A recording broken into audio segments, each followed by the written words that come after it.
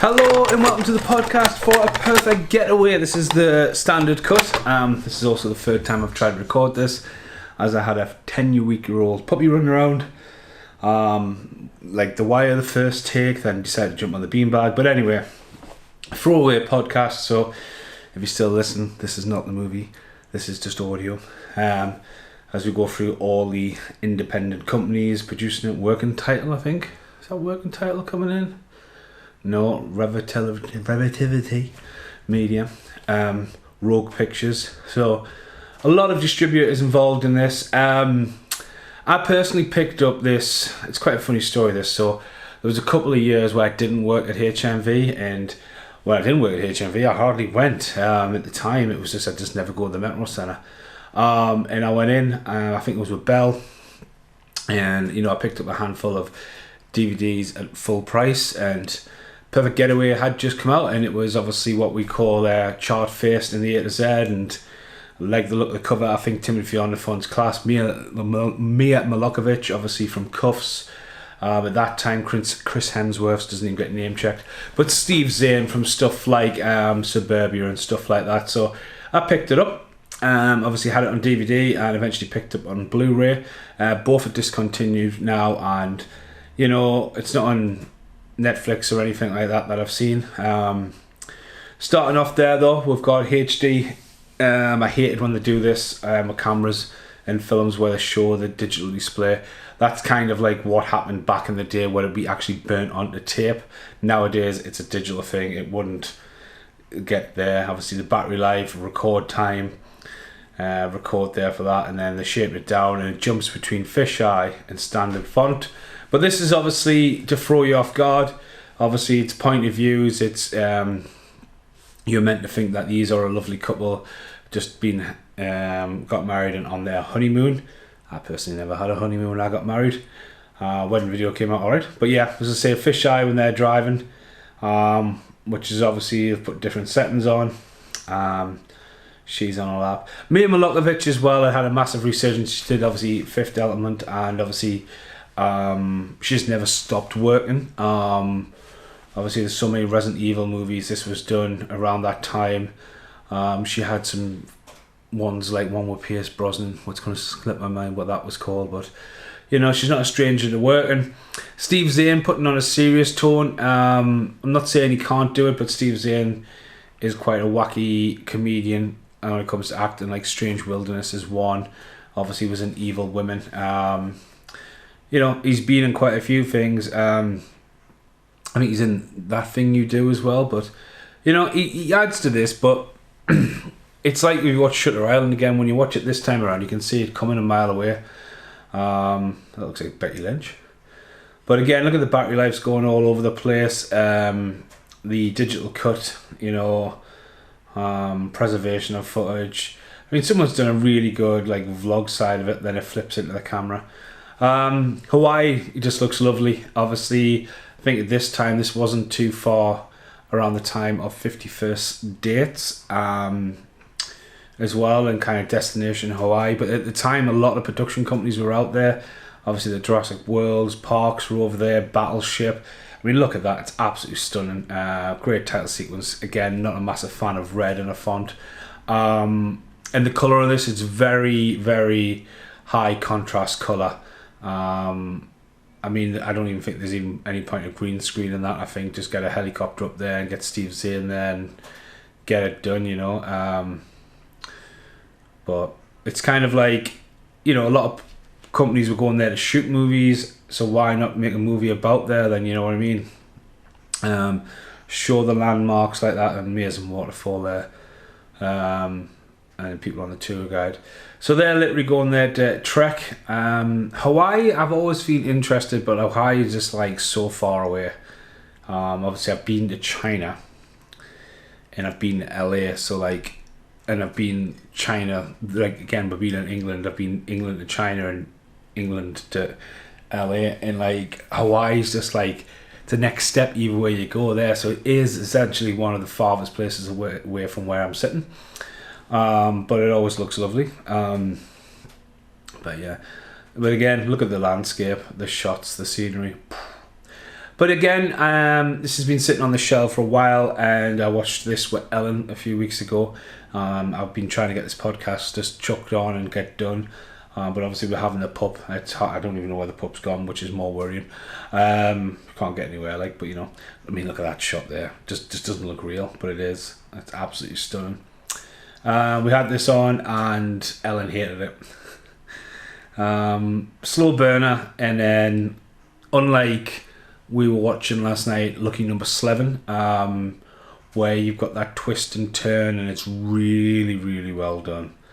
I think this really drops its balls at the end. But again, Hawaii, a time, it just looks like destination you need to go, but I'm still not sure on that red font. Yellow Jeep. Again, yellow Jeep. Drew Barrymore's got a yellow Jeep. Well, it's not a Jeep, is it? But it's very yellow colour. Drives over the newspaper. It's going to pay off in a second. Well, I'm going to have a drink of coffee. But yeah. He is a Honda from Street Fighter, the movie. And the girl behind her is in a lot of movies. Recently in a film called G, but also has a reoccurring role in Sons of Anarchy. So again, small unit, this movie. Obviously, once they get out there on the sticks, it is just the cast and crew, which I kind of feel like is really cool. There you go. There's paranoia. He's skitsy. You know something's not right. But again, is that why you cast Steve Zahn? Because Steve Zahn's always comedy. He's trying to be serious. I'm not saying that he's not a serious actor. He has done some dark roles, and he's worked like all over his career. But as I said, it seems a little bit off. Obviously, the character that's just pulled up, that's trying to get you to go one way. He's going to turn up later on to come and look for them. He's got a suspicious from there. But yeah, convenience store. Obviously, he's got a lot of money. And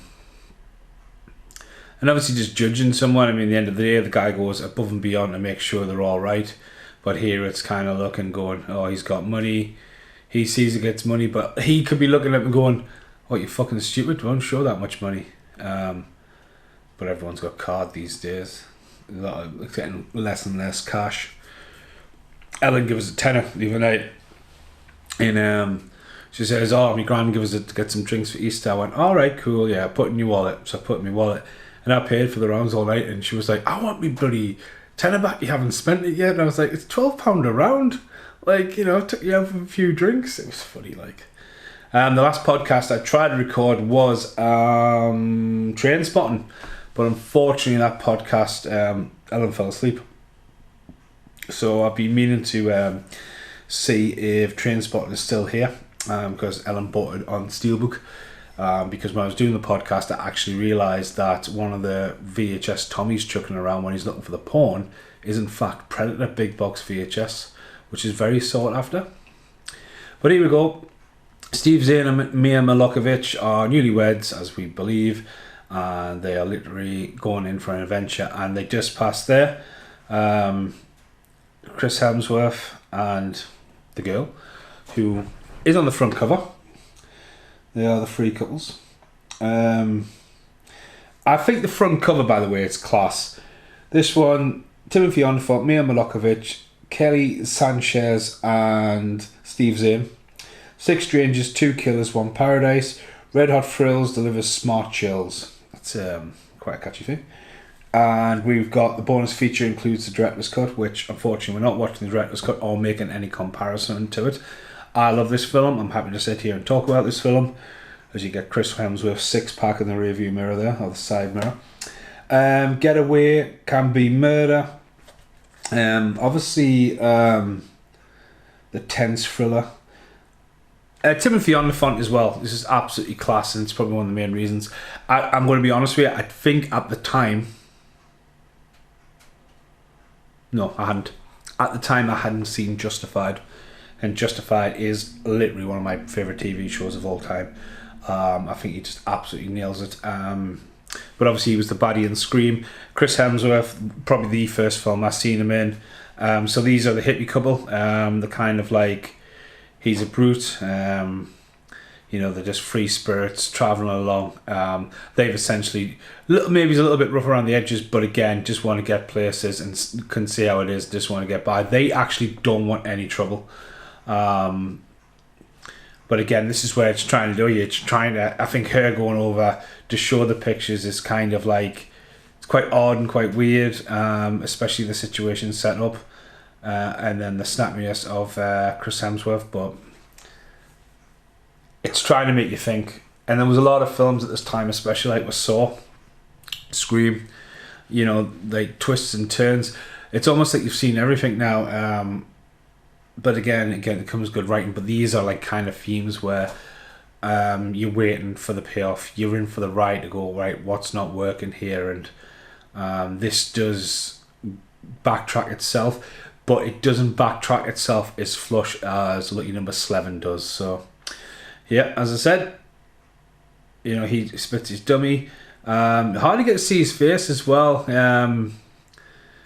Huge guy, drops the F-bomb there. He's absolutely ripped though. Again, it's kind of relationships. But yeah, boom, need to slam that door that loud. But yeah. I wouldn't be trekking with flip-flops on though. Good old-fashioned Stingers flip-flops. So yeah. Again, if you've seen the poster or the DVD, you can see the comments. As I say, the trails. There's a lot of trails like this in New Zealand. As I said, like we travelled. Again, they're now filming and it's not fisheye. I'm not going to lie, I'm just pointing stuff out. He makes a comment about using the top shelf. People do it. People love to trail, walk, get places. It's a big thing. Hit out my way. But again, dragging a production crew along there. These days, obviously, cameras are a lot more lighter, quality-wise, digital.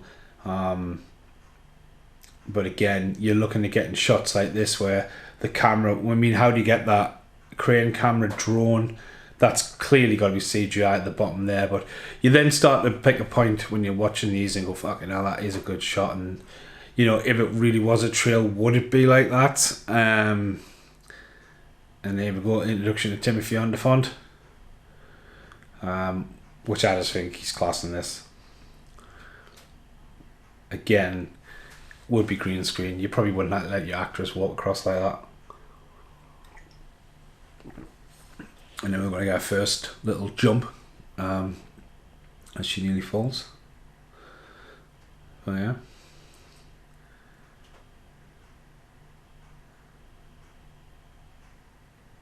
Yeah, that is pretty skitsy.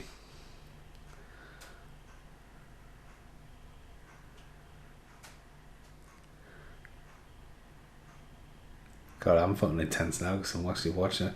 Again, they're going in with the fingers and like, right, okay. And then, jump scare coming. Whoom, comes the helicopter. Again, do they really need that? Again, it's kind of like, was the helicopter too much? I don't know. Like, to me personally, didn't need the helicopter. I don't really need that bit. Maybe it's like a little bit there. Can't see Timothy Olyphant in his reflection, though, so that was corrected. I was watching Police Academy 2 the other day, and you can clearly see the entire film unit when Hooks has a head down. But yeah. Look at that sea, though. Looks a little bit windy, though.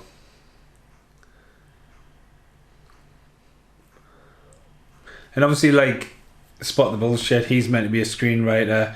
Timothy Olyphant is an ex-covert op agent who you just think he's maybe full of shit, but it turns out he actually is 100% a fucking hard to kill, fucking metalhead, and just he's an unstoppable guy. But he's always just carried him. I think Go was one of the first films I've seen him in, and I thought I'd turn that on sounds. I do apologize. I thought Go. He's got this massive, like, almost anime kind of hair and stuff like that. So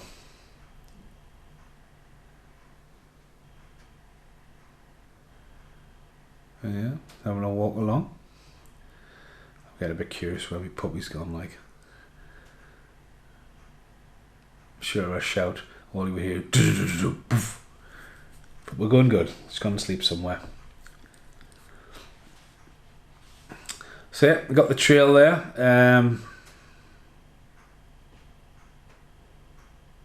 Timothy Oliphant went back. He goes back for summer, I think. That's why he's gone back there.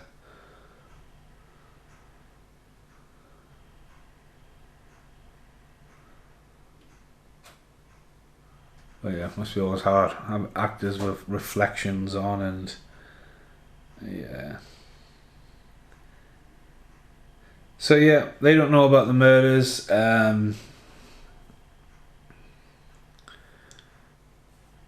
Obviously they go out there, there's going to be no signal. They've both got the I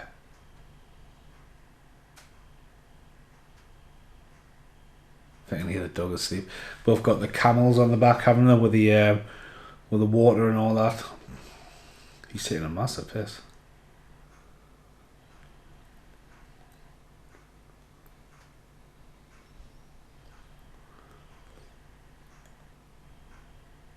Obviously, there's been a murder on the other island of a couple. The thief's been out, the identity's been stolen, but no one really knows that yet. So here we go. This is where they find out someone's been killed.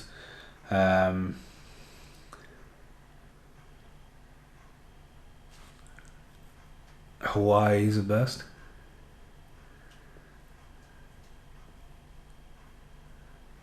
Obviously now they'll be out there for influencers and stuff like that. Is more getting used commonly. Influencers. No one's got a signal though, so that's where you kill the signal in the film straight away. But his coverage gets better and better with everything going on. There is some dead spots out there.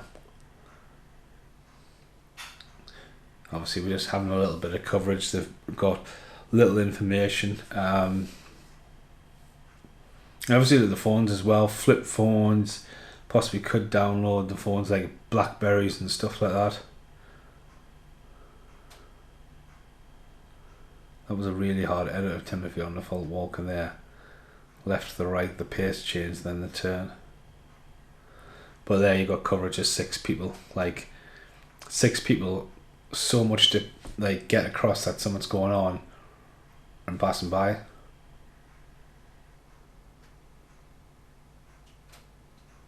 So in that edit there, the other 3 lasses completely disappear. They've just completely gone from that. Timothy on the fault walks past them, and then poof they go.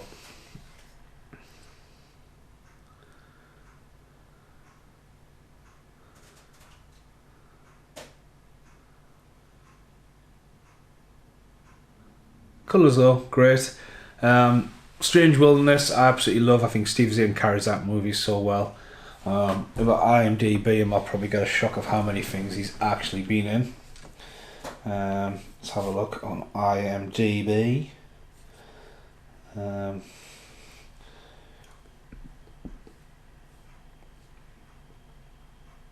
Steve Zahn. Steve Zahn. God, he's good for his age. Like born in 76. Jeez. Roadkill, also known as Joyride over here in the UK. He's going to be in the remake of Anaconda, but we're not really looking for what he's been in. 8-Bit Christmas, Uncle Frank. He looks like he's done some random stuff. TV show called Mad Dogs. I mean, look at that waterfall. You just want to go there. He's in Mind Games, 13 episodes. It's something I've been wanting to watch for a while. Christian Slater TV show. It's never been released over here. Dallas Buyers Club, Diary of the Wimpy Kid. I think that's when Ellen was watching it. She was on about it being, he's the dad from Diary of the Wimpy Kid. Perfect Getaway, which has a very dark cover on IMDb. Oh, that's a horrible cover. Let the games begin. Is that really the tagline on IMDb? Night Train, Monk, Strange Wilderness, Rescue Dawn, Chicken Little, Sahara. Obviously that was a big one that came out. Employee of the Month. That cannot be the Employee of the Month we all know about. Daddy Daycare, Stuart Little, Joyride, Dr. Dolittle, Saving Silverman, Hamlet, Stuart Little, Happy Texas, Force of Nature, Out of Sight, Object of My He's done loads. Suburbia, The Thing You Do.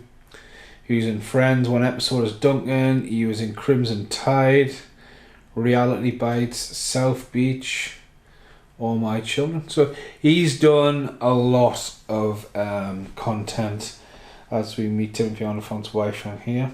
To go back to Perfect Getaway, it gets a 6.5 on IMDb. David Fwaffy's directed this, who is, off the top of my head, is the director of Pitch Black, am I correct?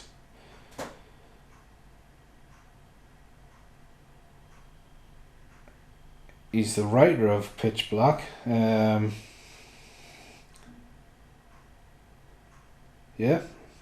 So it's from the director of Pitch Black, which they haven't put on. Obviously, he had writing credits for Waterworld as well. But obviously, I didn't pick it up because it was marketed like that. So, synopsis, taglines, also known as Perfect Getaway, film location. So it was a £14 million budget. So it did its money back.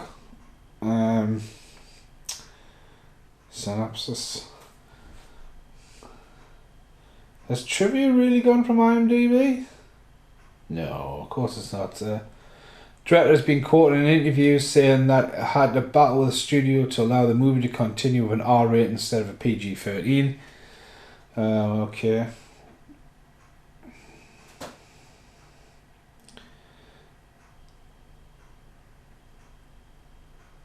Alright, so some of the Cove sequences were filmed in Jamaica. Most of the dialogue was redone, which, yeah, because obviously Lupin, next to the shore, the wind. Certain scenes were filmed in digital interference. All the wedding clips playing during the opening credits of Cliff and Clancy's faces were obscured, as it hinted they weren't who they were. Alright, yeah, there's loads of spoilers.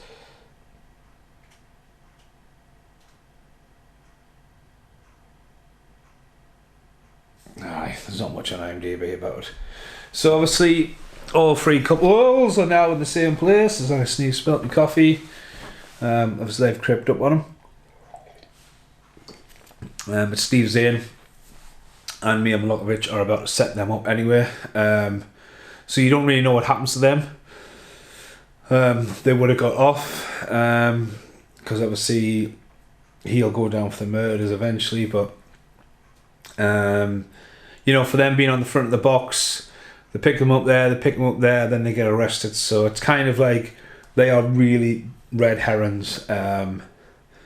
Again, they're just living off the land, trying to get by. All I wanted was a lift. You've done them wrong, so it's kind of like, you know, it's kind of like, you're not going to treat us like that, and fair play to them. Just want a lift. And obviously Timothy Oliphant's going to stick his head in here.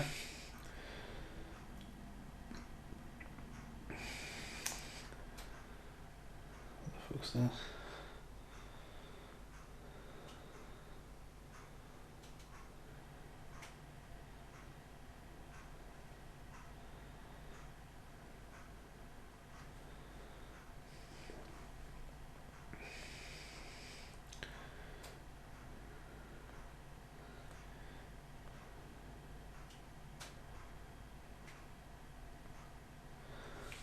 Aye.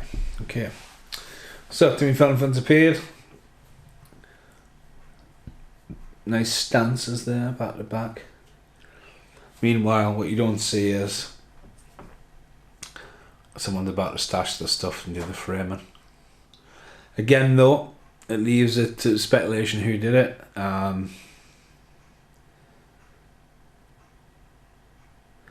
But like watching Eden Lake recently, and I forgot how much Eden Lake has in as in coverage at the start, where you think mentally thinking about where the film starts and how we remember it, like, oh yeah, they go up the river and then they run into some lads and that, but there's like so much build up to it. But like you go out there and, you know, anything could happen. You know what I mean? It's like the law of the jungle comes into place. That's one of the things that kicks into place. You know, phones don't work. Civilization.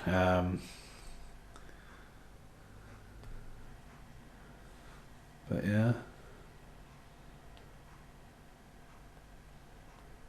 Again, you just don't see it over here in the UK, but in New Zealand you'll see like places where people visit and stuff's left there to help people. Right, I'm not saying it's like someone might leave toilet roll there or whatever. I'm just saying like someone's made the effort to make a camp, leave a seat and make something beautiful and move it on, leave it for someone else to enjoy it and make their own memories, and then eventually stuff gets trashed, you know what I mean, by people. Girls! Gizmo! Gizmo! Bit dubious where she is.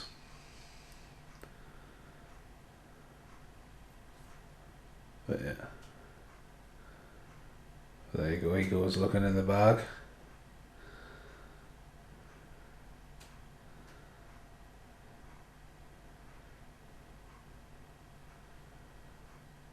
No idea.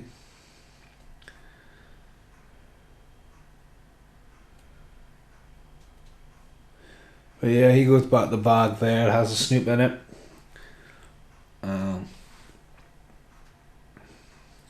But what you don't see is he's put stuff in. I think that might have worked a bit better if you didn't see anyone go at the bag and leave it to go over, but and then it's dissolved there. Very showing the beauty they've left there. And then it dissolved in, which, you know, like setting the shots up, cut it in a bit there, but and more dissolves in, and then a move. So 3 dissolves on there. Don't get us wrong, I love doing shots like that, but does it work in a movie? Maybe it's past the time of journey. But yeah. Obviously, I mean, that doesn't even look picture-really real. The cliff edges, the clash of the skies, the so much colour to take in. Maybe should have held a little bit longer on that. The rain in the background. There's one thing I just couldn't do on a regular basis, would be re-record my own voice. Again, that's why you got to have a script and that's what you say, and that's, you know, on the day, that's why it says, oh, but you can kind of change it to go with your lip movement, and again, down the edit, you know, where you can hear, like, oh, extra stuff added, and that's just, I mean, you can fix it in post, as I say, but I just couldn't be arsed with that. I've always kept with, like, this is how it goes.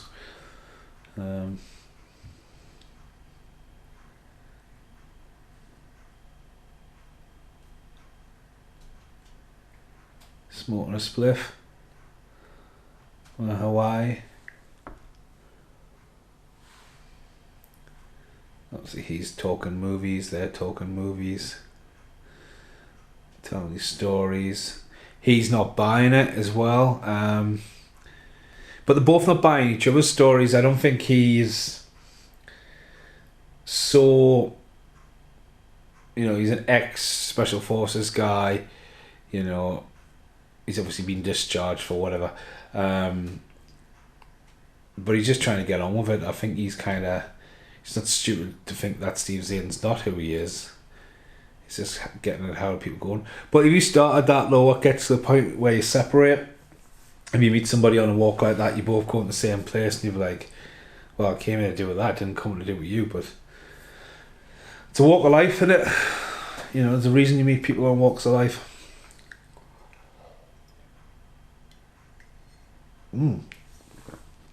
Gizmo! What's this? She must be asleep somewhere.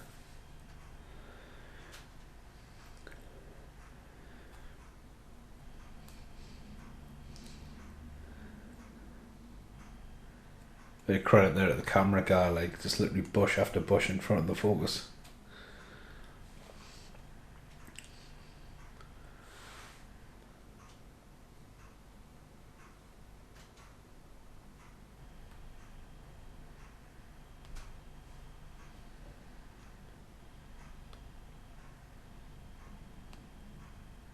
I don't recognise her from anything else, but she does get a name, top credit.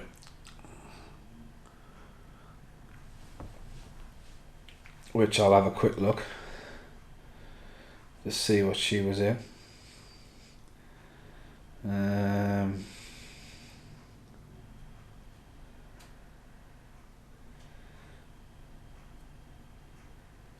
Purge, Lost. God, I don't remember her in Lost, but she was in Lost. Stuck on You, Station, Criminal Minds, Benji. Samax, 30 Days a Night 2, Lost. Oh, was she in Lost?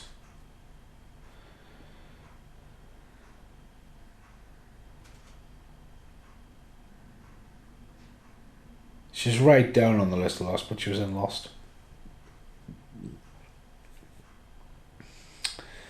Timothy Oliphant, though, the man. Justified, The Crazies, Havoc. Oh, he's in the new Havoc. Be watching that then. Terminator Zero. Teenage Mutant Ninja Turtles cartoon. Great voice actors in The Simpsons. Boba Fett. Rick and Morty. Curb.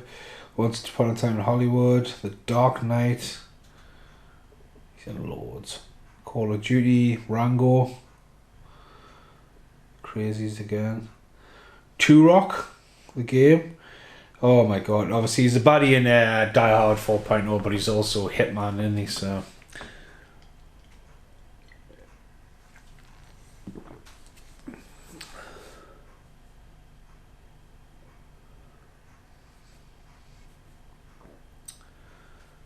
there was a rich man from Nottingham who tried to cross the river.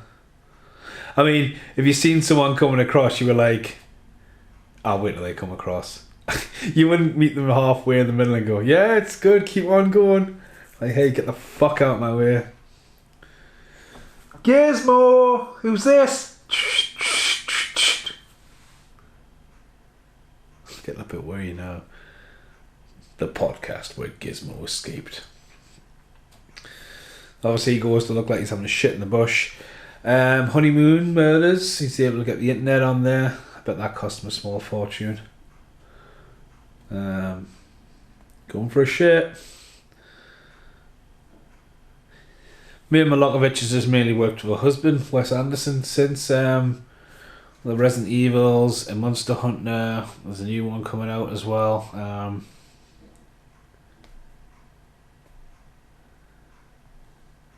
She looks amazing in cuffs, and she looks absolutely beautiful in Fifth Element.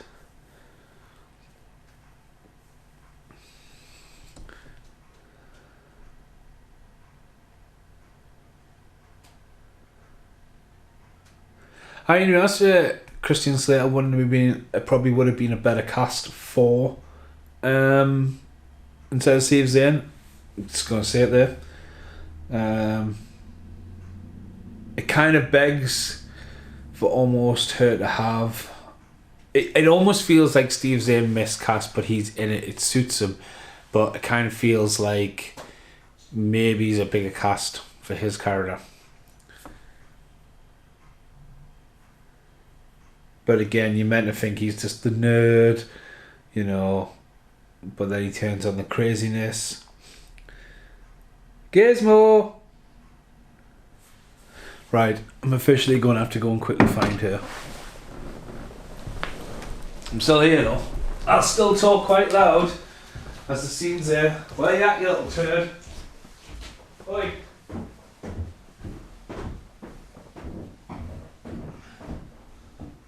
Bastard.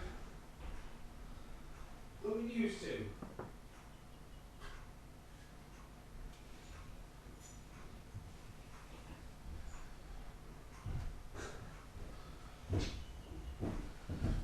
Chewing some, haven't you?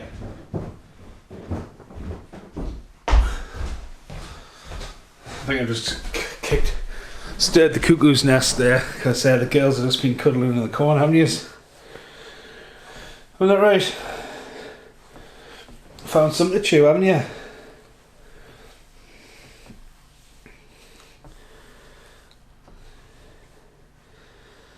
Woo woo. Right, we're just watching a film, come on. So yeah, Steve's in, get the creep on as it starts to rain. Nice downpour. But again, that's where, like, in my opinion, it's like, that scene there looks great, starting to rain, pouring down. They are foreshadowing it early on when they're walking along and going, right, it's kind of like, if you knew the lay of the land, or they're just in one area and not going too far and making it look like this epic journey. But obviously the script calls for it to rain, mainly because of this rainy, we're being hunted kind of look. So, you know, add the production cost, the rain. Oh, imagine that, standing on a fucking peg. Obviously tensions are starting to get a little bit higher. Hey girl. Come on, cuddle in. You were asleep, weren't you? I know you were. I was just worried about where you were.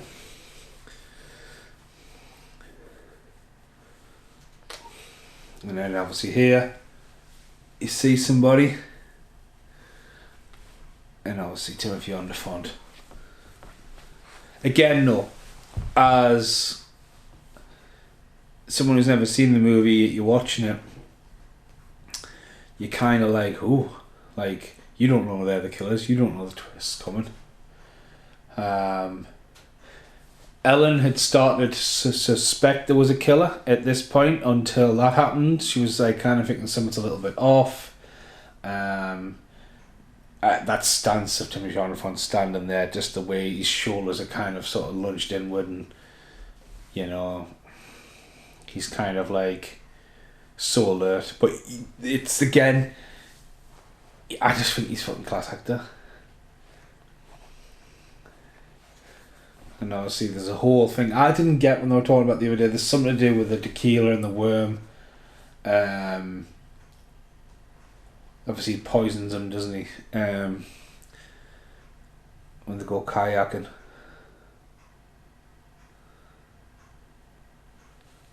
Again, suspicious. No, the dog's asleep on us.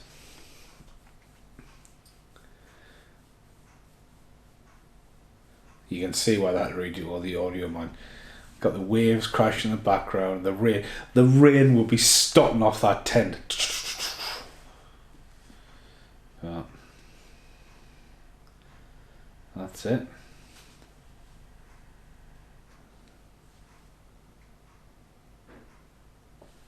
So yeah, it just so happens that he's got a bow.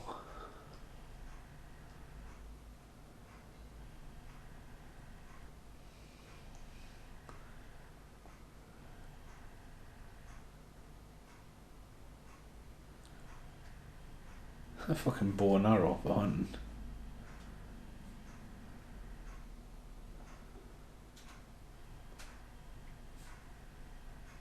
Been playing Tomb Raider too long, mate. Fucking bow. Fucking useless for it. Ain't no Robin Hood.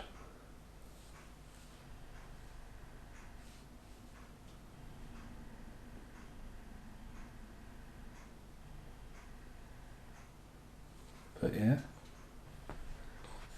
Okay.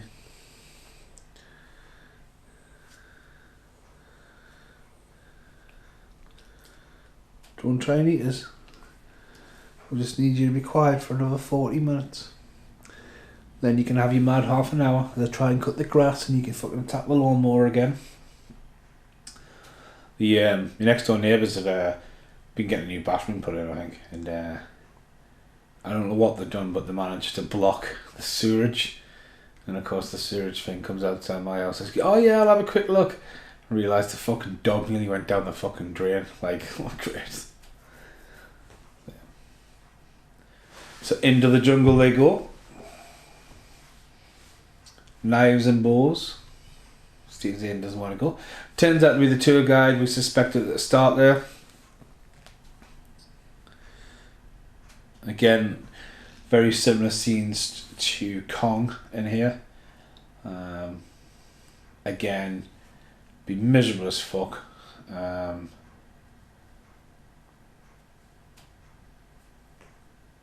Again, lay of the land. Like, you can go out there for all them ironic scenes, but then you just go, right, this will double for there. It's like the film I was watching with Fred Matt Davies, New Breed of Criminal.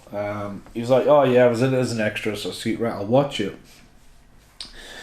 And you know, it's about a criminal like organisation up here in the north, and I was watching it and I was laughing. I was messaging Ellen because we had just been out probably a few weekends beforehand, and not only were they sitting in the pizza place we were, they were up the big market area and stuff like that, where you get Vietnam flashbacks from your night out.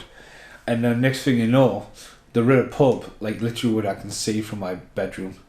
I was like, and I messaged Ned, my friend, and said, oh, like, did you know anything about this film being here and there? And he went, oh, there was something on about Chatterbox about like people wanting to be an extra in a movie and all that. And I was like, well, fair play, and they got it made and all that. But again, it's all meant to happen in like a small like area, and you look at that and you go, well, you know, it's like 20 miles between the two. I mean, look at Robin Hood, Prince of Thieves. White Cliffs of Dover comes up here past Sycamore Gap down in Nottingham Forest. Well, that's completely like Google Map broken, that, you know what I mean? It's fucking, again though, it's a movie and it's an adventure. Location. It's like the tournament. Obviously the tournament was set in Middlesbrough, and we filmed it in Bulgaria. We used an abandoned runway for the A1, you know, painted it, put some signposts up, that's it, done, you know. And that's how shit happens, you know, it just get it done. But here, I just feels like the complications of it raining and the dog's farted. Oh my dear God. You stink.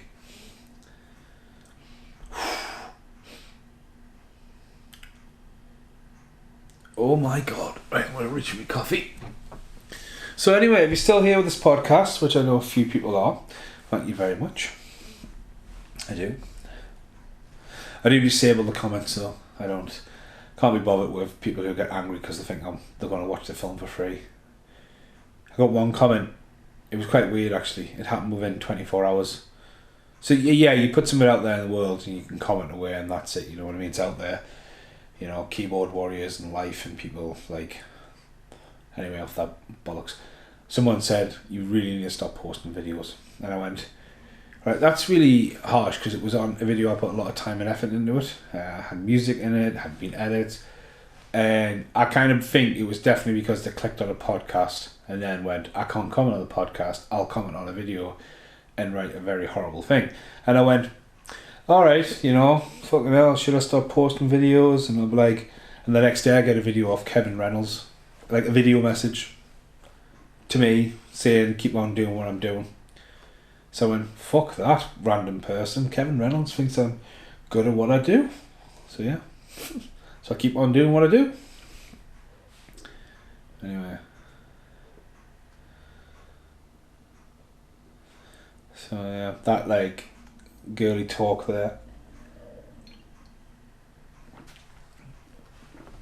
She gives a bit of a backstory. What she tries to do here as well, and what they try to do as well, meaning like she is like a victim of a violent relationship. And the old expression is you don't know what goes on behind doors. Here is quite funny as well. Timothy Fountain with his military arm signals of walk, stop, and just having a bit of fun. Again, showing the Steve Zahn feeling very uncomfortable, but Steve Zahn as well at this time, if you're rewatching it, is trying to keep his cool from being the fucking psychopath that he is.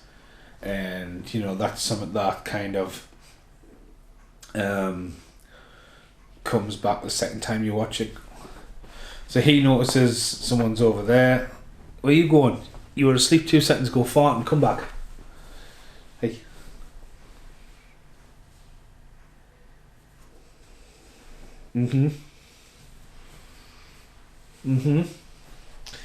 So Gizmo, my dog, the other day, chewed my bathroom door and pulled it off its hinges. She's 10 weeks old. How did she do that? Well, it's a folding door, in plastic. Just was, you know, a door. She chewed the bottom off, then pulled it, and it split all the way up the middle. So now I don't have a bathroom door, do I?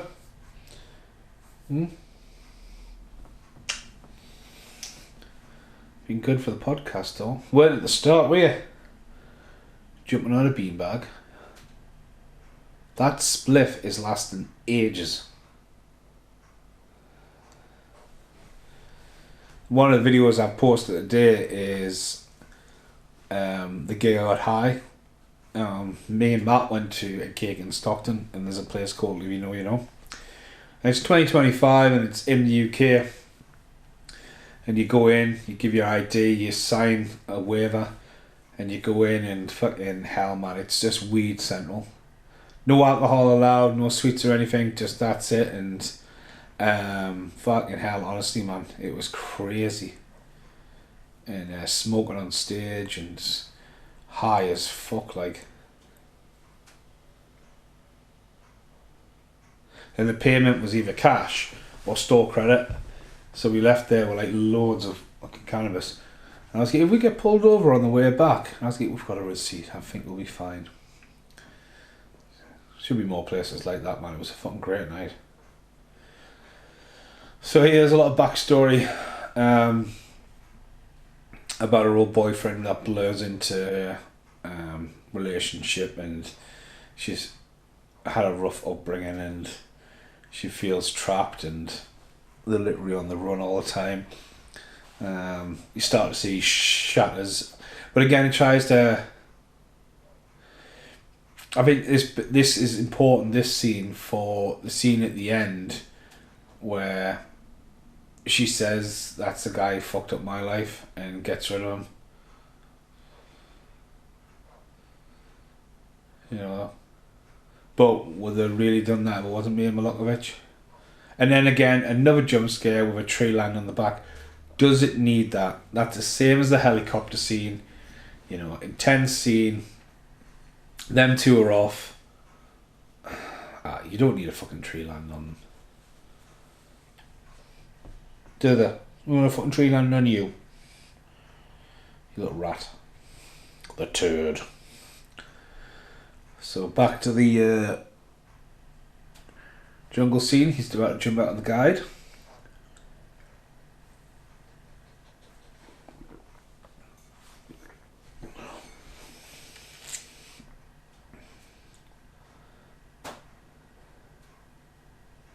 It's like, who are you?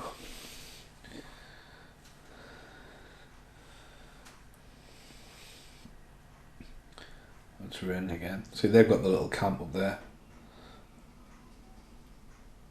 Great point of view, that.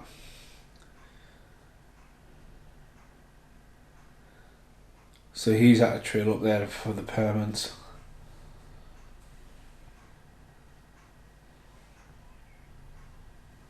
He's shouting at me so loud, the TV's on too, and even I can hear it here. It's the first time I've actually heard the telly.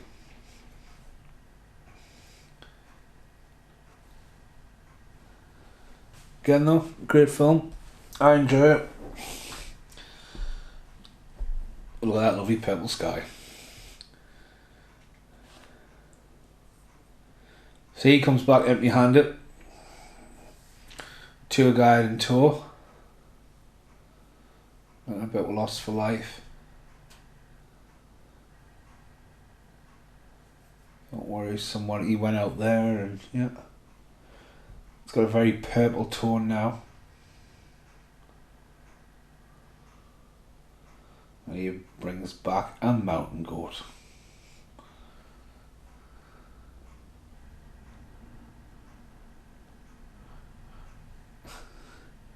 Now at that point in the Getaway, they're thinking, fucking hell, he's going to be a force to reckon with.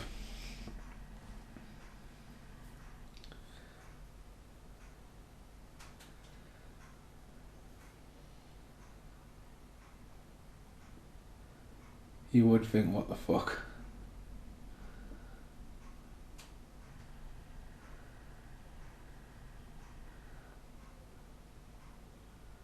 I think I could be eating goat like.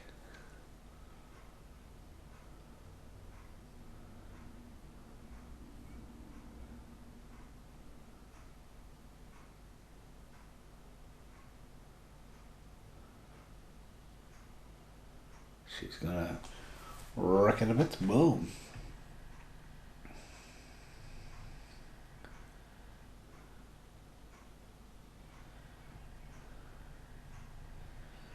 Oh, really graphic.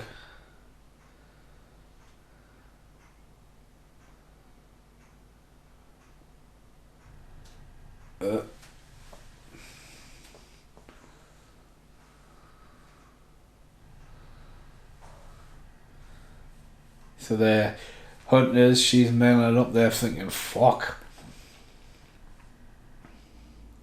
They again walks across, they'll chop the fucking head off.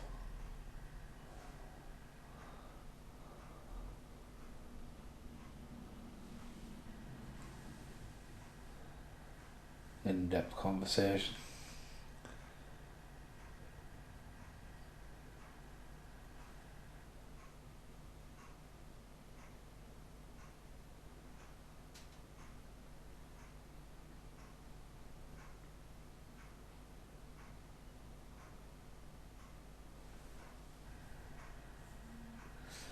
So I want to look at my geographical.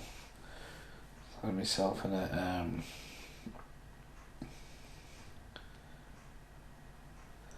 go on Google Maps before I say it out loud.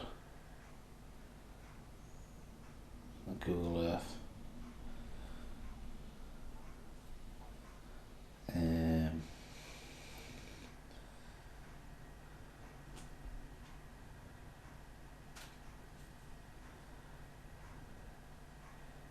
So, fucking hell.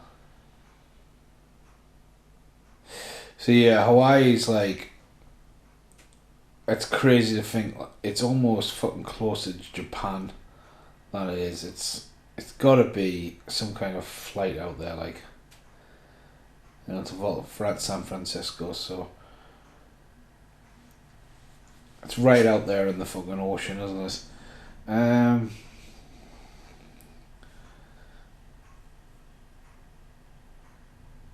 There you go, his eyes are popping open.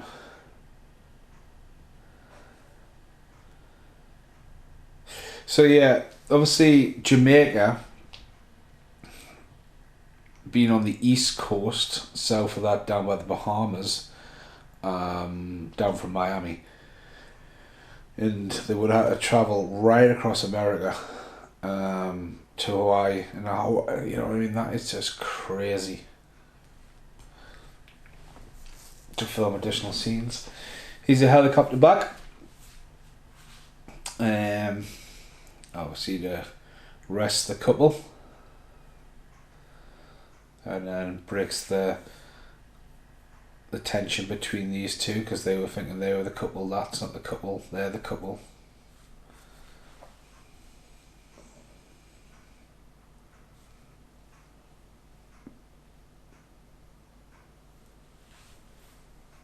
Everyone's involved.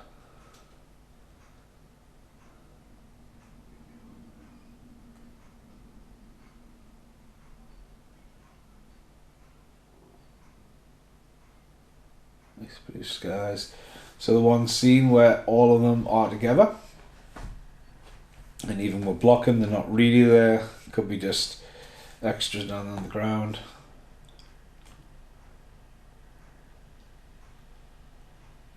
And obviously there's about some teeth landed in there. So have they been tipped off? Possibly.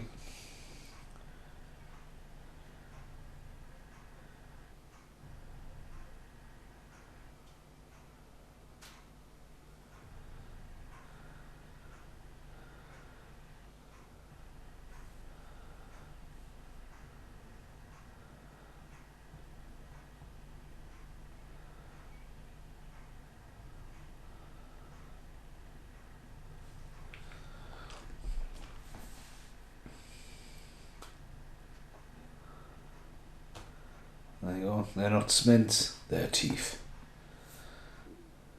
They are teeth.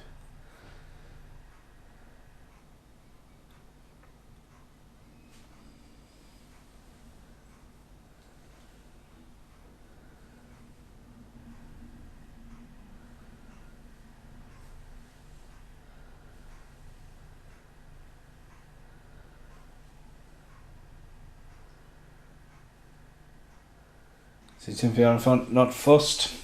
Has he really worked it out? There we go.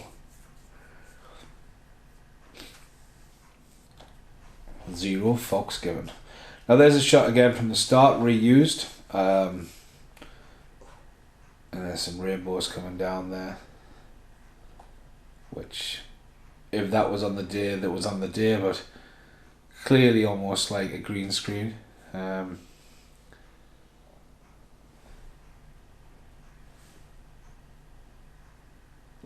Location though.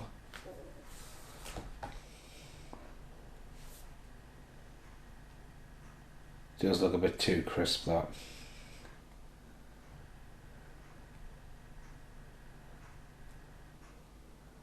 There you go. The camera's back. HD. It does have a shelter cover, but not a fisheye. Camera's not on though. It's just pointing at them. It's not on though, you can see that. Lovely shot though. Obviously Hawaii is a volcanic island.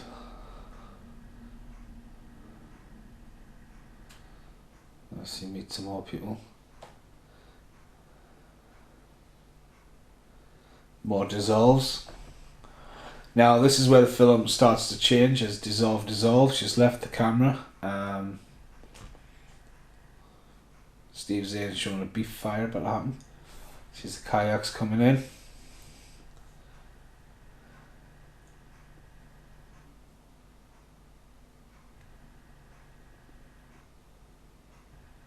Beautiful waterfall.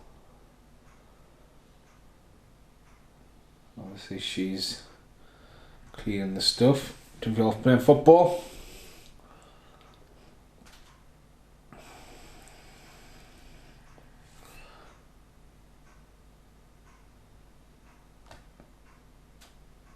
Now is he kissing her shoulder or is he smoking crack? Again, that's a clever shot there.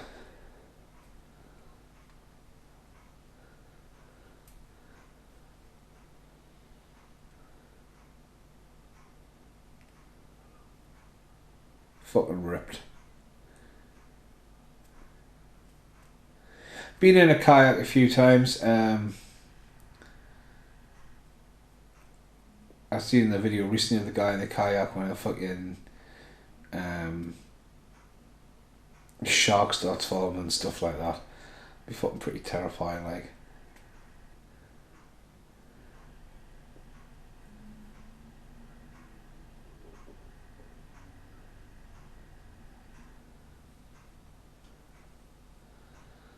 But obviously you don't know that these are being nicked.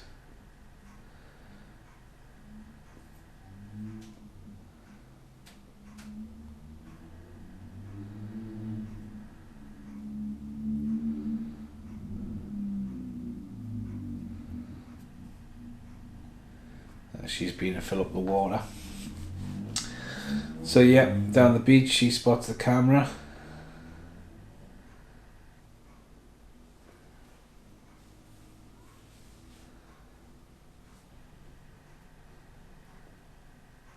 So going into the last quarter of this film, when I looked at the director's cut, it didn't really have a runtime. So the runtime was 27 minutes.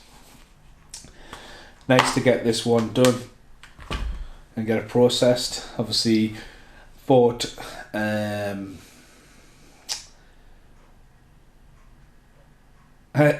Train Spotting would be the next podcast, but it's not. Obviously, the SD card sticking out. Again, I don't think you'd be able to shut the fucking side thing, and the SD card was kicked out, but obviously she starts peeking at the pictures. At the end of the day, it's quite naughty to actually. I'm actually filming on a Sony. I'm filming on a Sony camera. It's quite naughty to do that with pictures, because you would burn the battery. Like, oh yeah, sorry, can't charge it.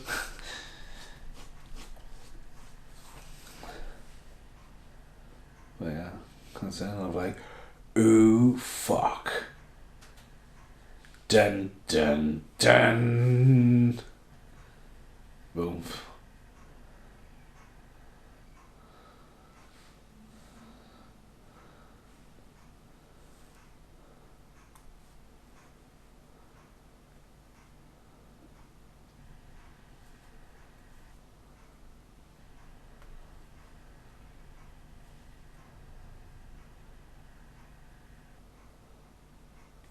I mean, he's just like, yeah, I'm just swimming out here, and she's screaming along the thing, and you're like, nah, fuck it, nothing to worry about, no unusual there.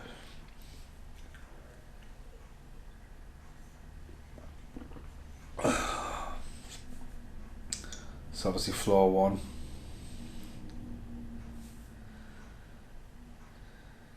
Now she's looking for a signal. Calling failed.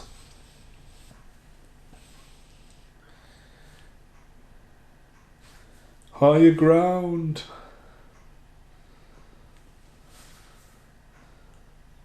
Runs in slow motion, gets the axe, and she's off, leaving the camera tilted upside down in order to be picked up in the same shot. And then the look of Milovic's eyes. Slam it down. Boom. Pans right in. They are not the couple. So.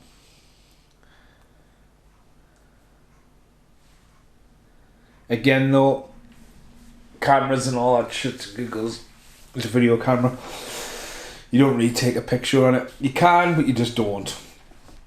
I remember back in the day when you would film it and it would take it still, but the audio would still roll. So this is the point where it goes from Hawaii to Mexico. Not Mexico, Jamaica. But yeah. So the movie's about to have a weird thing in a bit where it goes all blue and there's a lot of like, did you see this coming, and aye. To be honest with you, I think I've now realised why I've had a massive fucking urge, because it's only been about 2 weeks since we watched this, a massive urge to play either Dead Island or redo Far Cry 3, which are two games I've maybe just replayed the last 6 months, but not on my new telly. It was on the small big telly, like this ridiculous fucking wall of a television now. Just the vibrant of colours just makes you feel like there. This reminds me as well, this bit here, of the start of Wrong Turn, when they're going up the hill as well. So this is quite a big set piece. This totally reminds us of Wrong Turn. Obviously she's climbed the wall, she's going to go down, and then there's a couple of scenes later on here. What's the end of the movie? That scene there, really. Thunder in Paradise. But yeah, she's up right across, looking for him.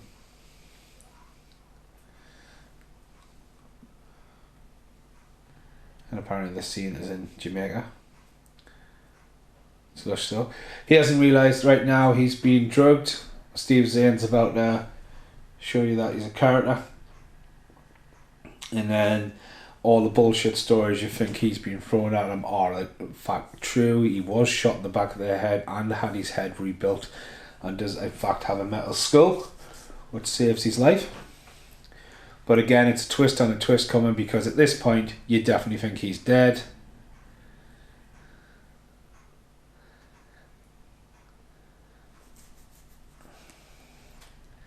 And again, it's the whole tequila thing where the worm's alive when it goes in kind of thing.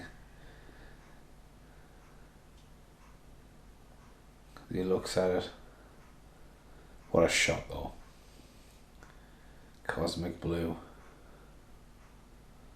And he's looking at it.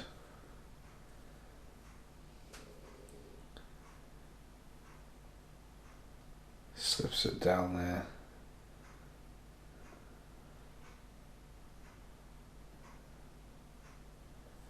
Steve Zane's about to turn on the creepiness.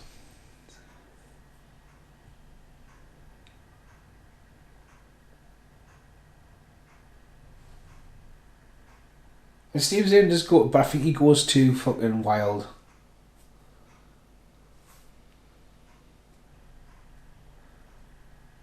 There she goes, boom.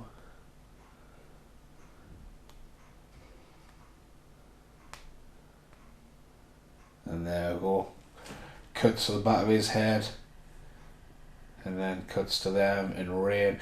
Really nice effect though. I love the colour, but it stays on it way too long. Obviously that shows you the couple. He's rocking a goatee. Then we get like a freeway cut. And we get them changing the names. Obviously fucking bats out his teeth with a fucking... Oh, it's not pat the teeth out, it's pull them out there. Obviously the pictures show that they're nice guys. Obviously, there you go. Plants the fucking teeth, which you kind of suspect anyway. Rubs them with all the jewelry. And again, this, like, to me, the camera work here almost feels like it's shot in night vision mode, mainly because of the darkness of their eyes. It's kind of like what you would get if you shot in a night scope on an old analog camera. The darkness of the eyes are crazy. Chopping off the fingers, man. Oh. But again, digital there, you've got the fucking redness of blue in there. It's fucking harsh. Staggered CCTV. Again, another dissolve there. Practicing the lines. Obviously they're watching the wedding tape there. And there, Susan fully going on the weird creepiness. That to me feels a little bit there, but you know, he's been committed to this craft. She's dyeing her hair. Look at the darkness in the eyes though.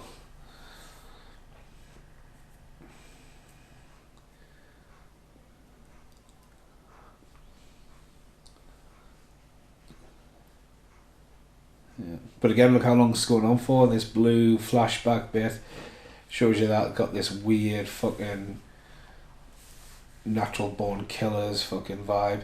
Obviously now it flashes back to Timothy Olyphant. You see them passing the body. Obviously paying attention but not paying attention. Them going to look at cards. So it kind of like... This scene to me, this bit right now, I think could have been earlier on in the movie. But I think like you kind of like feel like you're meant to suspect them up until the point that you realise that he may be legit. Up until the point where he fucking kills the goat. But here, this scene could have been at the start. You know, but again, It depends on the edit. Again, I hold my hand up and saying, yeah, I should have probably watched the director's cut. But as I said, the back of the box didn't say how long. I knew I'd probably have about an hour and a half free to sit and do this. But I would have seen it. Don't get us wrong, I would have seen it. But yeah, it's not like the Butterfly Effect. Fucking hell. I was watching the Butterfly Effect, the Blu-ray. Completely different version. So yeah, there we go. They've been together for a while. Just wanting to know if he wants to get married, if they are going to get married. He's already planning the question, and boom.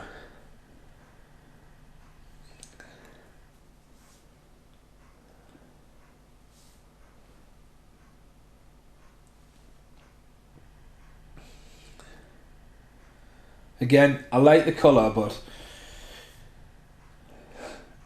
it's gone quite on a bit. You know, it's kind of... Because it's shown you in past tense of like, yeah, again, this scene should have been earlier on, but how do you fit it in the edit where you're trying to show that relationship? But again, it's like, why don't you show all the couples coming together? I just feel like this bit particularly should have been earlier on.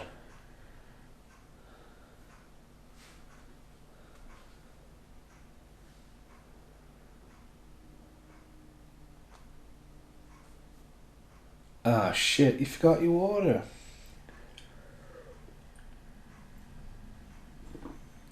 There you go. Discard the tape.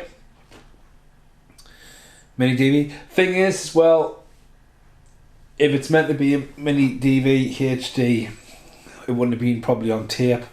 But again, I'm thinking about the timeline. To be honest with you, it's a different fucking camera. What I've just seen there, that camera he had in his hand there was silver.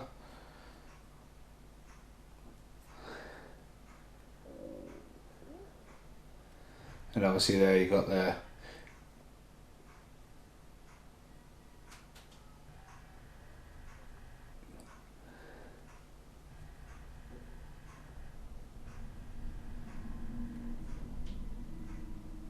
So yeah, bit of a backstory, bit of a crossover.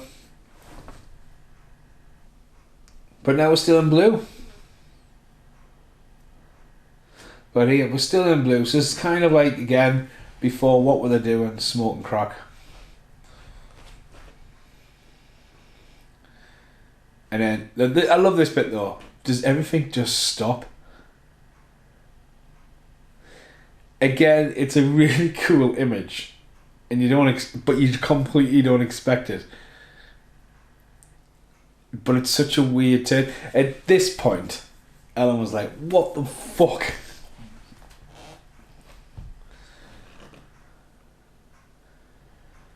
So yeah.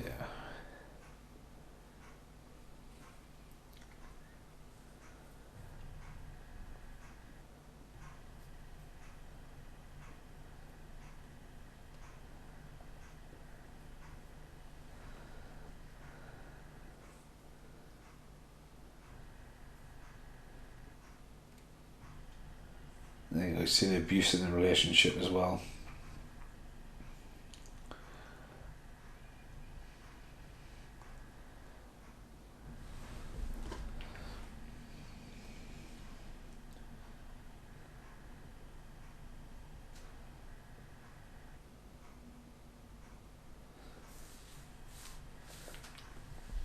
There's a lot of blue. Still blue.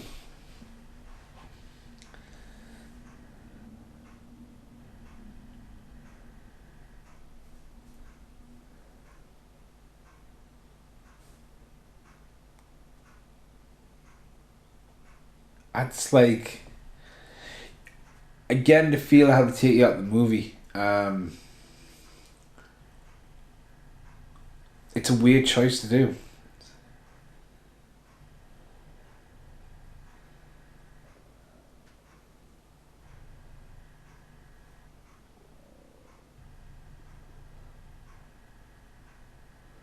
There you go. Smoking crack.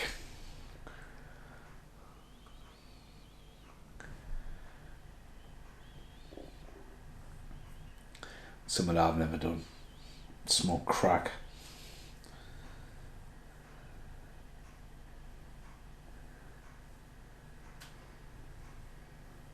Nice little cut back in though, the outstanding bit and him spotting it. So I like that bit.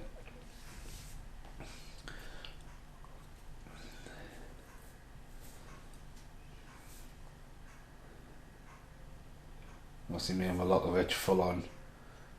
The chick fight here, bang. The axe goes flying right down. Like fucking hell.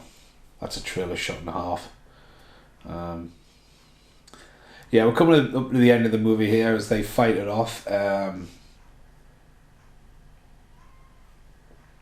Just got bitten there. So they're fighting on the rock edges. I guess this bit would be a set piece, or this is definitely shot in Mexico, but on the IMDb it only said that Steve Zahn and Timothy Olyphant went to Mexico. And these two fight on the rock edges, which would have to be sort of like softened. Can't fight like that from each other. Oof. Kick right at the stomach. But she doesn't go for that killer instinct there. You can, saying that, she's about to go and get the axe. Nope, a knife. Got to run in slow motion. Didn't she just get back body dropped? The oldest trick in the book. There she does. Stab in the leg, but back body chopped over.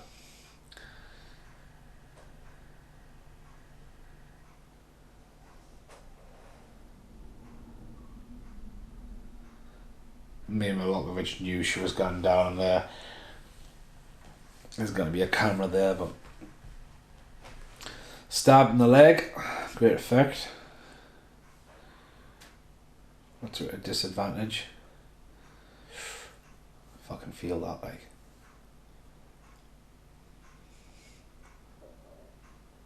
There you go. So when she looks over, they've gone. It's not time for you to wake up yet, rat. Come on. You'll be very good in this podcast.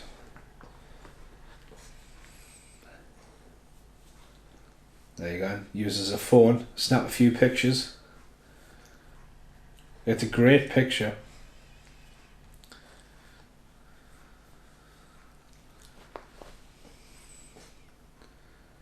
You probably would see his legs floating there. Do you have to yawn on my face? Because you smell like poop.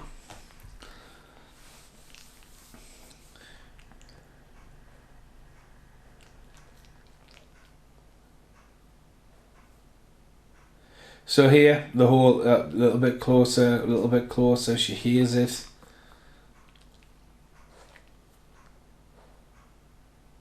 She starts to hear it. He's coming up the cliff edge after a little bit of a jump scare.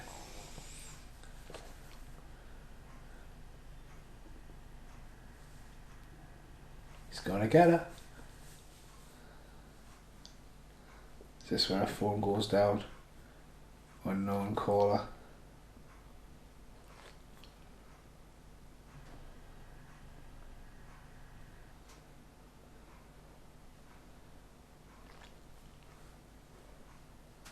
Obviously it's a pray for a prank call. I got not a prank call, but like a nuisance call the other day, and I'd been waiting for a phone call anyway, and it looked like the area code I needed, but it was just like, "Hi there, it's Claire," and I was like, "Who are you, Claire?" And it responded, and I was like, "You're a robot," and it was all about like, I was like, "How do you get my number?" "We got your phone number from lies." Just like automated robots, like fuck off, man. You know what I mean? It's like dying on people's calls. But in this case, help me! They would just hang up. These poor guys just are telemarketing. But again, there was a lot of that there, and I think in America there was loads of it because they made the movie Boiling Room. Giovanni Ribisi, Vin Diesel, Ben Affleck. That's a really good movie. And then obviously here, you can hear her Steve Zane's about to come up the cliff edge. Whoa, man! What are you kicking off for now? We'll be out in the garden in 10 minutes. Hmm?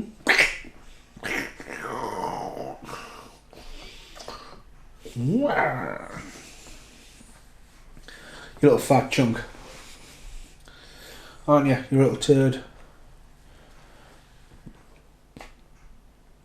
Yeah, and then boom! Jump scare. Steve Zane has climbed the mountain in his flip-flops. Just wanted to point it out there. That's why he hasn't got his grip. He is actually standing, not holding anything, trying to pull her off on a cliff edge. Like, and now miraculously has a gun.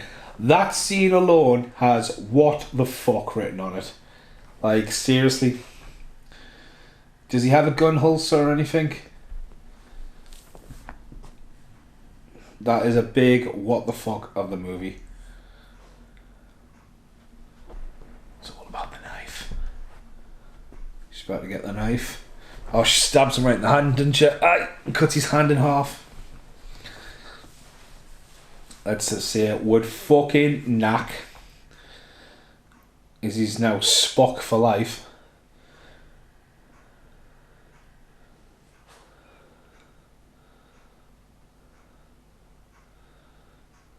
But seriously, he's got a tank top on and some pants, climbing a hill in flip-flops. Yeah, the scene there is showing the gun down his pants. But like, holy crap, man, you have a pair of keys in your pants and you feel like they're going to fall down. But he's full on Spock now. He's had his hand chopped it off.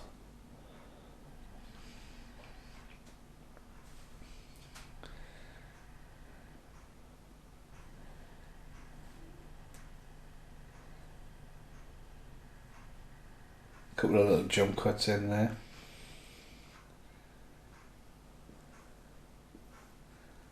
That scene there alone, I could see me Milokovic being in the remake for Waterworld. And there we go. Boom. It's almost like Revival. Doof, doof. Doof, doof.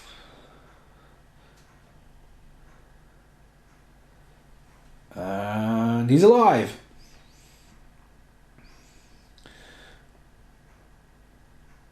Now what we see here, see the back of his head for a second on the side hanging off. Again. Just sticks it on, pulls his hat on. So yeah, he is an unkillable thing. Still got his wedding ring. We get that bit of the story now.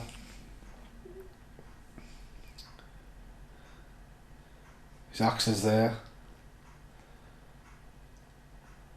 The only other bit I don't like coming up is the bit where he jumps down and he just like he's on a descender. But even there, look, there is very diagonal triple cuts there of sped up thing there. Like there are some very choices of ending. I always think when, and this is something I learned years ago, transitions, styles, always date stuff. To me personally, filming something in its rawity, keeping it raw, it makes it feel not dated to anything.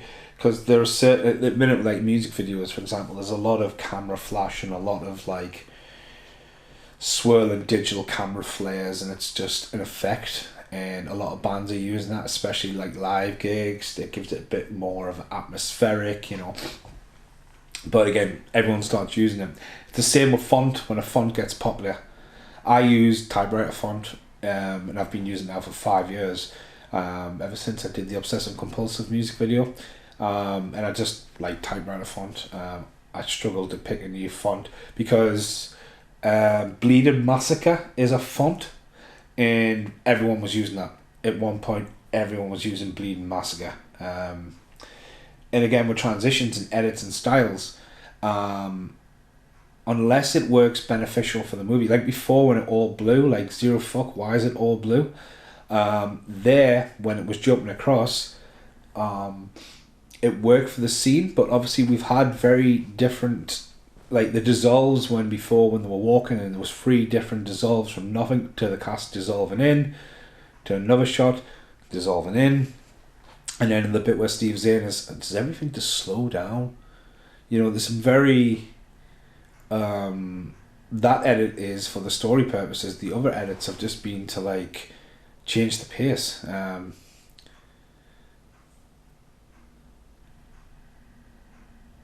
But again, you see the chase the pace, and you see like her running, him running, Timothy Olyphant now in the chase, and they're all running the right direction, and it's slicing down almost like what they would do in retro TVs, you know, like split screens and all that. But Timothy Olyphant's not just behind them. So we get some more extras now as well. All these are about to meet the demise. Obviously, this guy delivers the line so well, I think. Where it's just like, the only thing I don't get is the size of your pupils. He signs his own death note because Steve Zahn just executes them all. Showing you what kind of bastard he is. Obviously, this movie has alternative cuts. I think there's even a version where Steve Zahn does not die. But that seems to believe on the extras. But again, it's a very sharp thing. I mean, they are looking for the kayaks as well. Boom! That guy seems to get shot right through his arm as well. Which, again, with blood and squids, I think squids just work so well. I think the harshness of that, though, is guy shot through his elbow.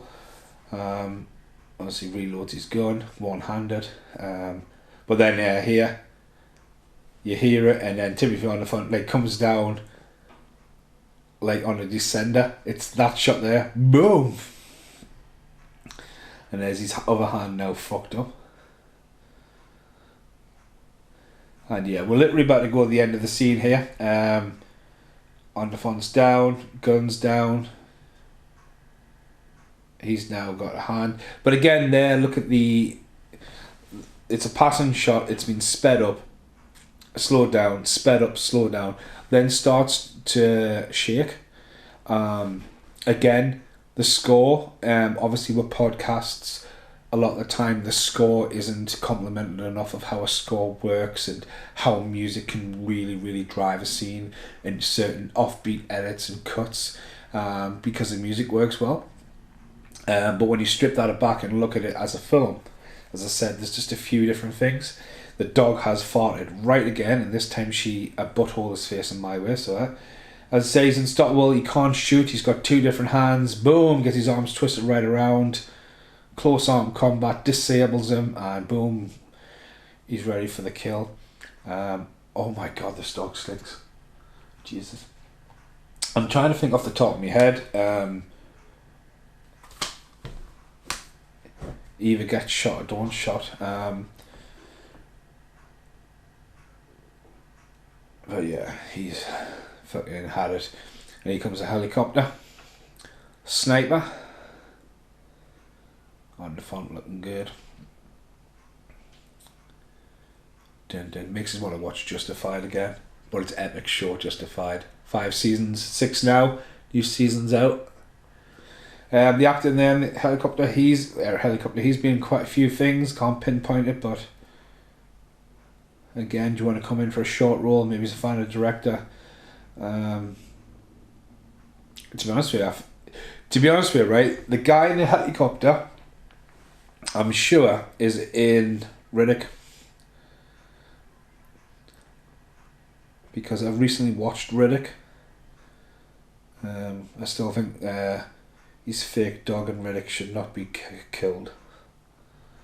Well, it's a bit harsh. Let's just say there. This is down to let's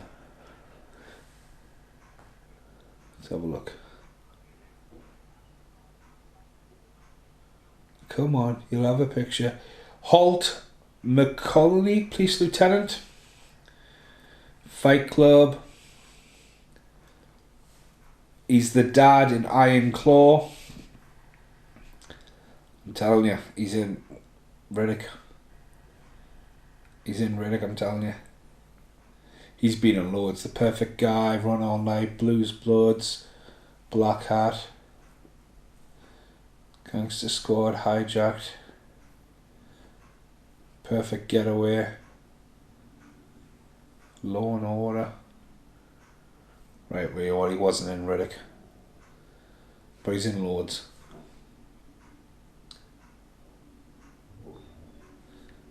Right, if I'm quiet right now, that is Hyra asleep upstairs. Can you hear her?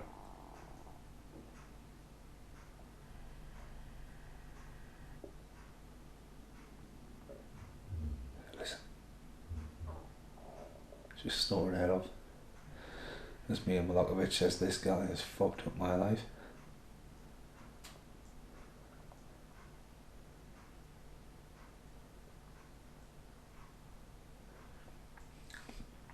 And there you go.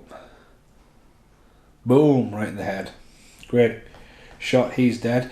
So we're wrapping up this podcast. Me and Milokovic, I guess she would almost get off with it, really. I guess she could claim that she's obviously was into it. I mean, she is guilty of some degree of the stuff that's happened, but you know, Steve Zahn is essentially the murderer. That shot leads overused. Obviously Timothy Oliphant pops the question now. Again, that would be green screen. That's one question. I mean, what a way to propose in a helicopter over the sunset of Hawaii after being almost murdered by a killer couple, saved by him.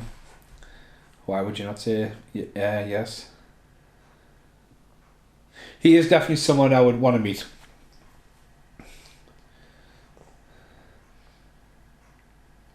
Just seems to naturally just be able to deliver.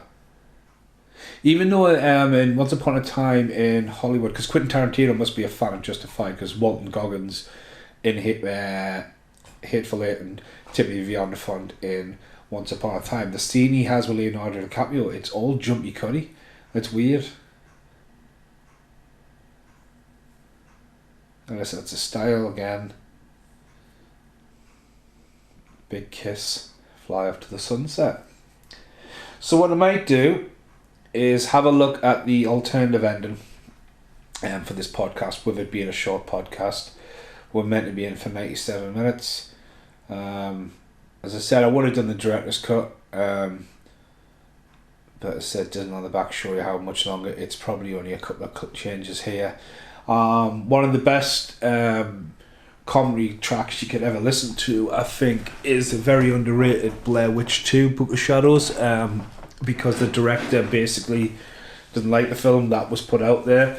His audio commentary basically talks about studio interference and why and what and how. So right now we are now in the original scripted ending. So Timothy Oliphant is on top of Steve Zahn. The gun is to his throat again. Mia Milokovic is in the helicopter.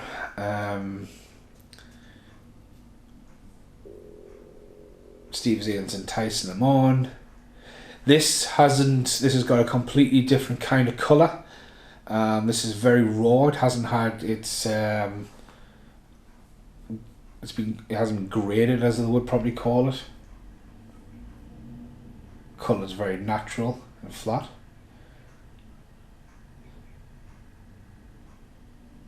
Again, the helicopter is hanging in the background for them shots.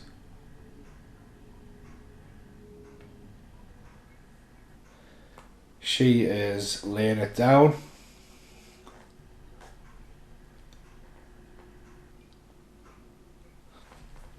She's enticing them on.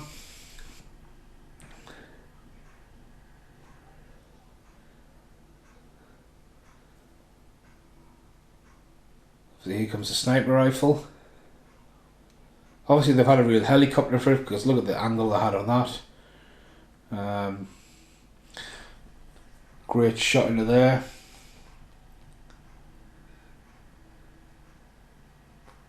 She saves him. She pulls him away. basically he's put his hands up, drops the weapon. I mean, you want to investigate that, you know, powder burns on Steve Zane's hands, the stories. She's like, fuck.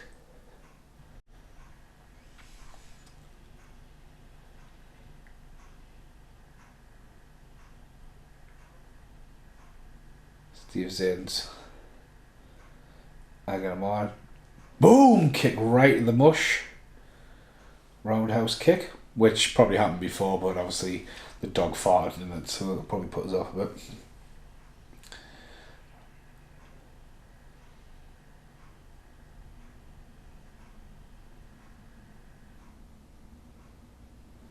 Then she's made a decision in her head. Obviously she's suffered, and I think that's where it was going with the last one. She can have this ending, and there, it's black.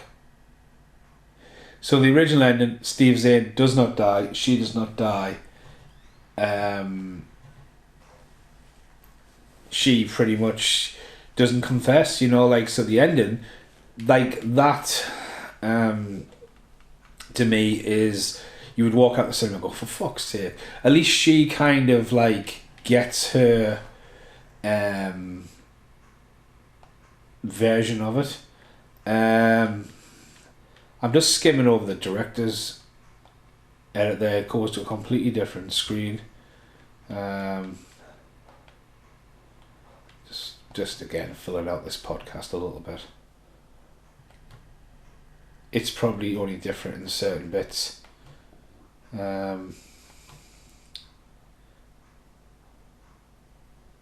Still has the blue in it.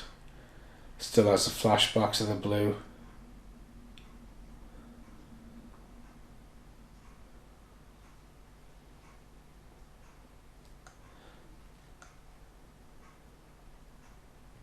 So I'm just flicking through this here. It looks like there maybe was an extended clip when they're trying to cross the river. In blue, Steve Zane still slows everything down. She's still stabbed.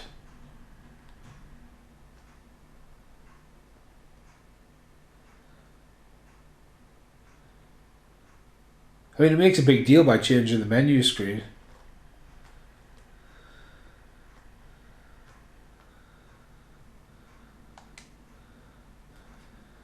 Yeah, maybe there's a couple of bits here and there. I'm just looking to see how it ends. With a director's cut, how does it end?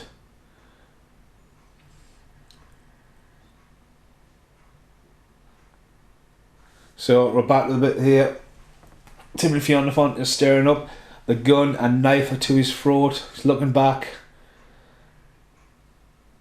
He's pleading on. He's going, fucking kill me. He's giving loads of shit in his face. His eyes are fucking wide open.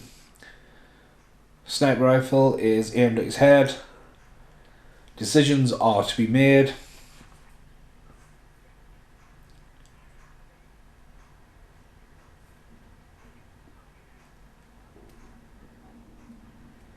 Mia Milokovic is this scene. She's obviously teared up. She's like, I don't know which one it is to kill. She obviously changes in the sniper rifle. Timothy Olyphant is saved.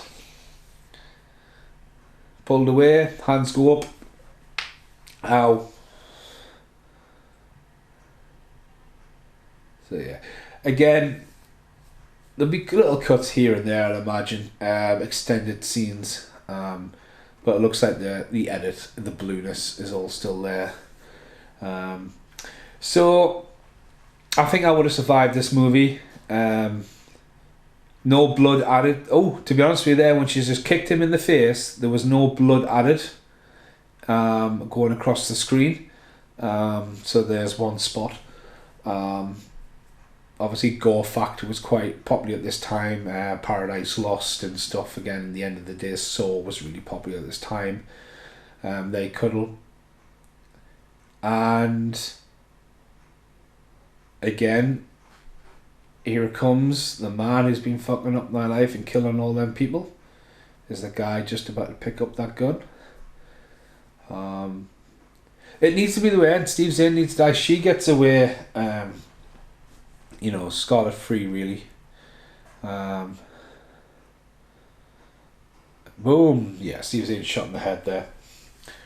So that's the director's cut. As I say, I noticed the blood there. Maybe there's a few changes. I enjoyed this. Again, this film, I remember picking it up and buying it, and obviously of all the years of putting films out and making a choice of films, this one has stuck. Obviously I've bought it, didn't know anything about it, bought it on the cover. I think the front cover's class. I've even got this embossed one with a slip cover from its first release. As I say, a big fan of Timothy Olyphant, Mil Milokovic from Cuffs. Obviously I love Steve Zahn since Suburbia, and yeah, I enjoy it. Out of 5, how many? How many HD cameras out of 5? I give it a 4. Ellen wrote on a letterbox, this is shit. She'll probably give it a 1. But for an hour and a half,